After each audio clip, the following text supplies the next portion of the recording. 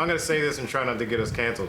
But there was a human being who does comedy. Thank you. That's good. That is not the same sex as me. Okay. Now, I'm not sure what type of word I'm supposed to say to describe this opposite sex person as me. But as a person who's the opposite sex as me, I don't know what pronoun you want to use. We don't want to get canceled.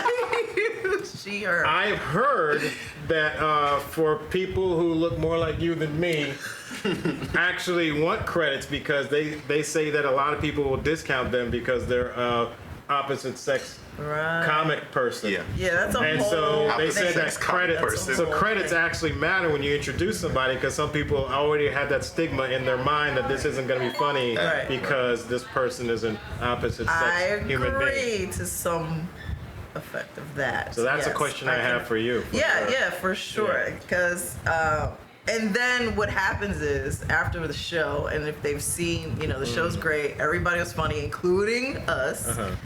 Women, then they're like, oh my gosh, like this was, I never saw a woman live before.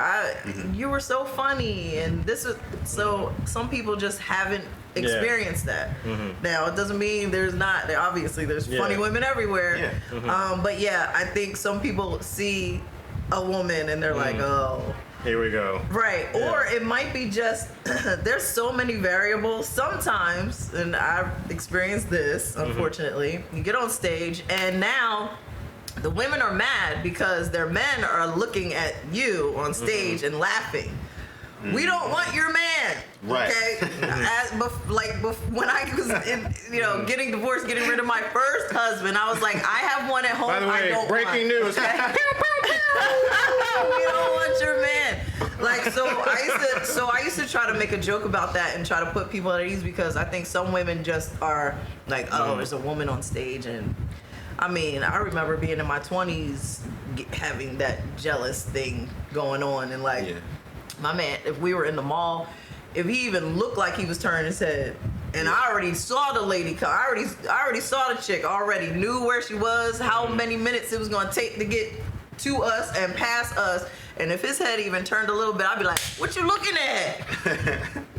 What you looking at? Right. Why are you doing that? Like, so it's crazy. So I know how women think because I'm a woman. So that can play a factor of it too. I just want to make sure Josh isn't having PTSD right now. And that I want to say it goes for men too. All right. It goes for men too.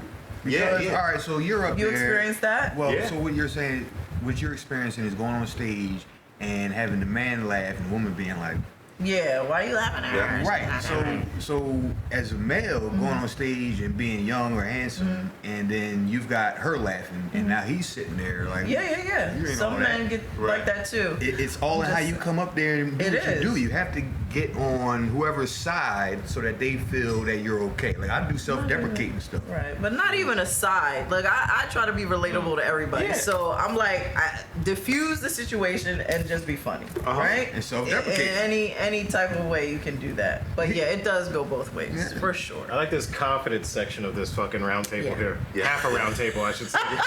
Yeah. Josh is like, as being a young, handsome man, sometimes it's difficult.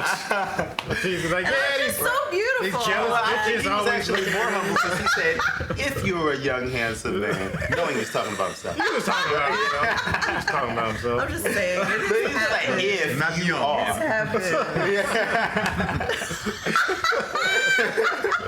I'm just saying it happens. So, but the other side of that is people automatically think women aren't funny, and then they're proven wrong, thankfully, and then they move on with their lives. That's it.